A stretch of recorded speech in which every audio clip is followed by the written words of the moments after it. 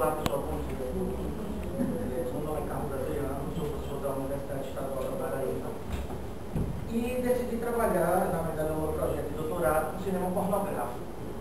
Eu decidi trabalhar com um tema que é muito curioso. Ninguém assiste, ninguém gosta, ninguém tem em casa e é o mercado que mais consome audiovisual do mundo. Atire a primeira pedra dos homens casados aqui na sala que tem filmes pornôs em casa. Jamais, né? Até porque você vai dormir na sala se fizer uma besteira dessa. Então, em consequência disso, eu comecei a observar que nós temos um verdadeiro bloqueio para falar em pornografia. E verifiquei que o período mais promissor da produção cinematográfica brasileira foi durante a ditadura militar. Então, o título do meu projeto, inclusive, é Uma Ditadura Indecente. Eu não chamo de indecente os filmes pornôs, e sim a ditadura. E vou explicar para vocês por quê. A minha análise é externa, eu não trabalho com a diégese ainda, na verdade eu estou decupando os filmes, inclusive vocês não sabem a quantidade de bolsistas, ou na verdade de monitores gratuitos que eu tenho. Eu não sei porquê, os meninos ficam, são filas e mais filas para trabalhar com os filmes. Até agora ainda não entendi. Para poder discutir essa questão, a primeira coisa que a gente precisa ter em mente, o que é que a gente está chamando de pornografia? Pornografia é um termo que já começa pejorativo pelo que significa. A etimologia de pornografia é simplesmente escrito sobre prostituta. Então já deixou bem claro que pornografia é um termo que não é bem visto. Quando a gente quer parecer mais rebuscado, nós dizemos que não estudamos pornografia, sim fazemos pornógrafo, porque pornógrafo é escrito sobre. Então, algo que é o escritor de pornografia na questão da análise. Já começa um pequeno problema. Quando a gente trabalha com pornografia, vem outro, referenciar estereótipos. Os franceses são pródigos da produção sobre teoria pornográfica. Então, quem quiser estudar isso, invariavelmente vai recorrer aos franceses. Do ponto de vista geral, eu trabalhei com a minha área de história, na verdade, a minha formação de historiador. Eu trabalhei com a Lynn Hunt, a invenção da pornografia, que é um dos textos essenciais para quem quiser discutir pornografia aqui. Trabalhei com Robert Darnton, os best-sellers proibidos da França, apesar de não ser um trabalho sobre cinema ou sobre audiovisual, é um texto maravilhoso que dialoga principalmente com literatura da libertinagem, que é crucial para a produção cinematográfica. Trabalhei com Baudrillard, principalmente nessa ideia dos espaços e dos sujeitos.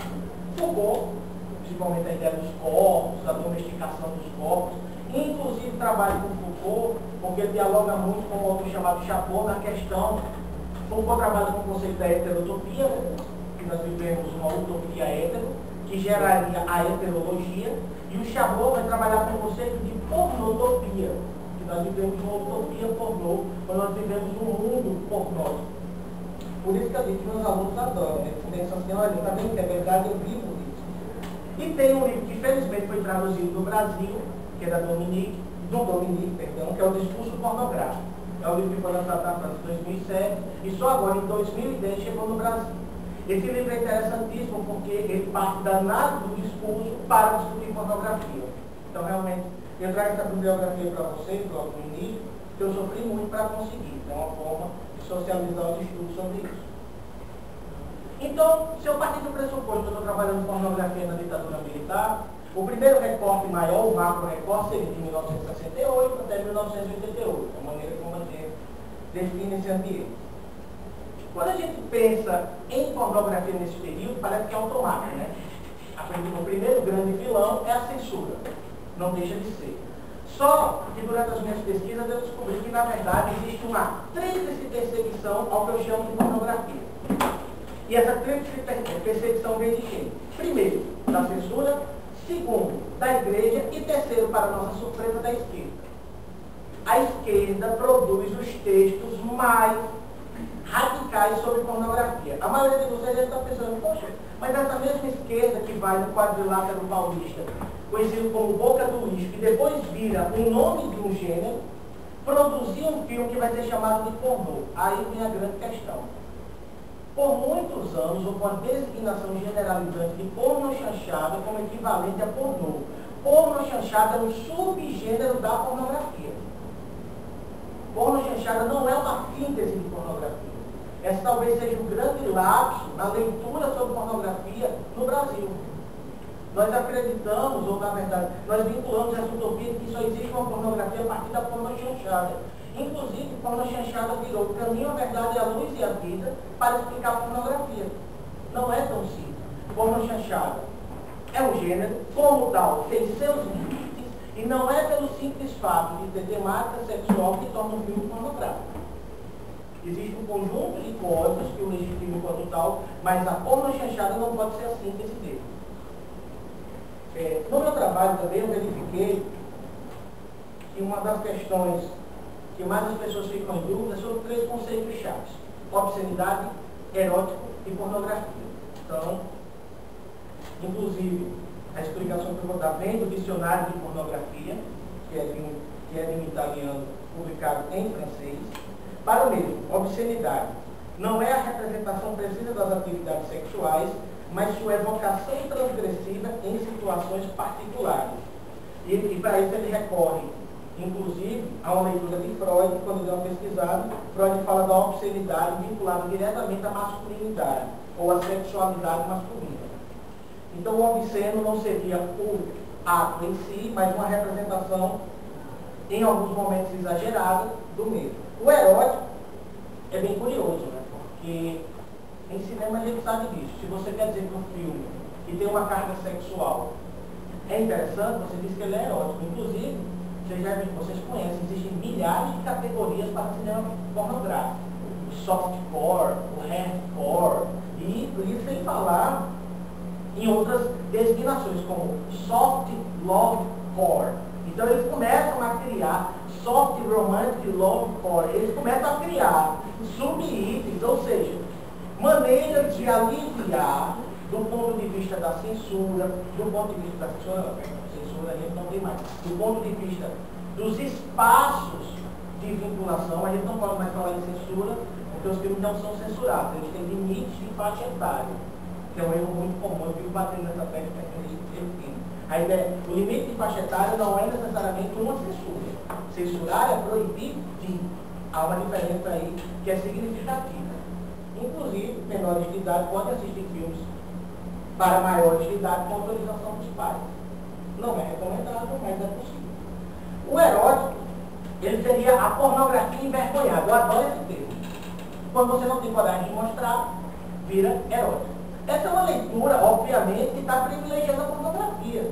Outra possibilidade é que o erótico é tudo aquilo que a pornografia nunca vai conseguir ser: sutil, discreto e evocativo. Então, são 2 possibilidades de leitura do erótico.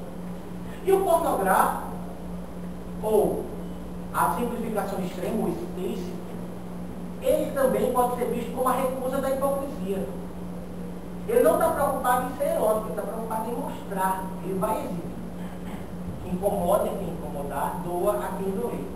Então, a ideia do pornô, nessa perspectiva, é de um filme de transgressão.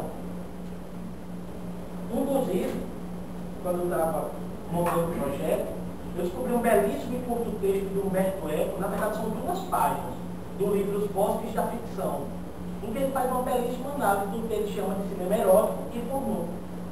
Em que, para Humberto Eco, o limiar entre a pornografia e o erotismo está também no olhar de quem assiste.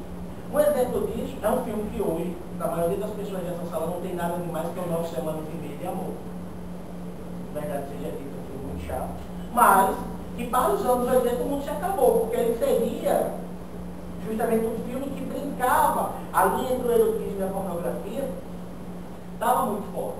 Nos anos 70, a gente tem, por exemplo, o caso do Emanuel, que vai causar um certo prejuízo, porque justamente ele que vai criar a ideia do soft, do pornô soft, do pornô light, do pornô que eu adoro essa definição, não é nem tão pornô assim. E lembre, pornô é tudo de feio e de permissível.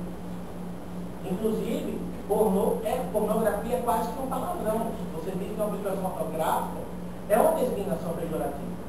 Quando você diz que é uma carga erótica da pessoa, a depender do contexto, não.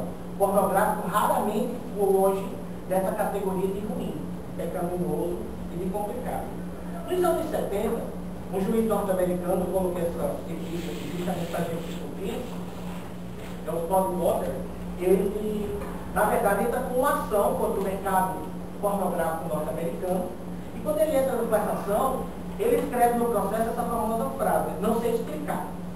Perguntam a ele o que é pornô na hora da defesa do advogado. Ele diz: não sei explicar, mas sei o que é quando vejo. Essa definição dele é maravilhosa, né? Essa ideia do eu não consigo explicar.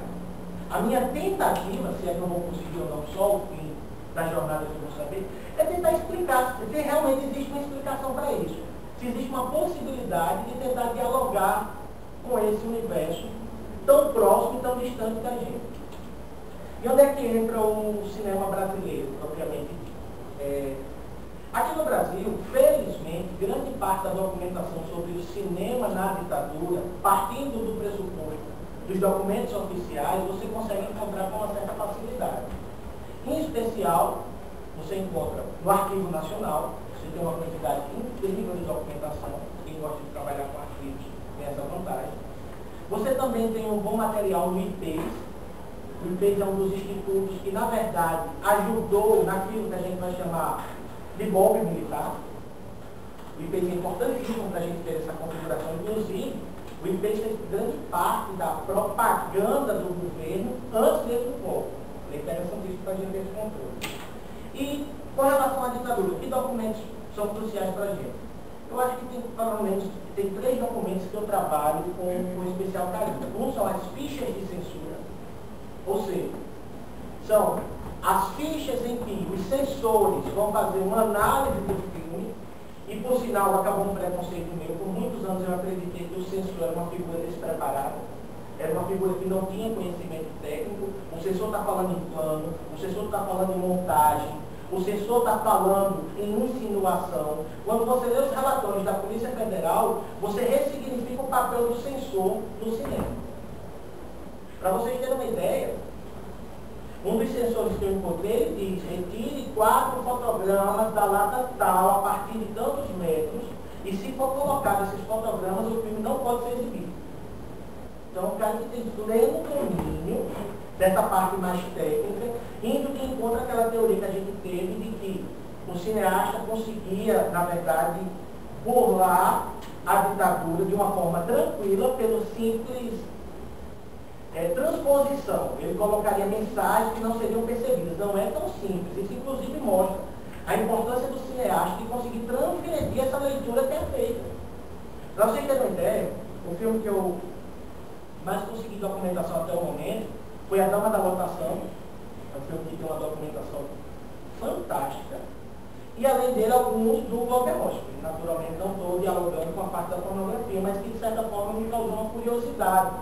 Porque o Glauber, a impressão que você tem é que um censor lê e diz: não, está faltando alguma coisa. Aí outro censor dá o parecer. Você tem filme do Glauber com 5 censores dando parecer. Enquanto com filmes pornográficos, um censor nunca passou disso. E uma peculiaridade dos filmes que eu falei para vocês, a ficha. Outra coisa que era crucial: você tem que ter a cartela de liberação. Nunca podia ser exibido se as cartelas de liberação. A cartela é o certificado que aquele filme tinha passado por um crivo de um censor e que poderia ser exibido no cinema. Nessa cartela de observação, que eu falei para vocês da ficha, essa ficha interna, a cartela de observação é a comprovação de que o filme pode ser exibido. Sem ela você não poderia passar esse filme. E, por fim, o relatório da Polícia Federal. Nesse momento da história, quem libera os filmes no Brasil, o setor está vinculado diretamente à Polícia Federal. Ela que tem essa flexibilidade. De todos os documentos que eu encontrei até o momento, na verdade, existe um projeto maravilhoso, eu acho que precisa ser citado. Esse projeto foi o que deu o primeiro passo para a minha pesquisa. Depois dele eu fui na Arquivo Nacional, fui na Biblioteca Nacional, fui atrás de outras fontes, que é o projeto da Leonor Pinto, né,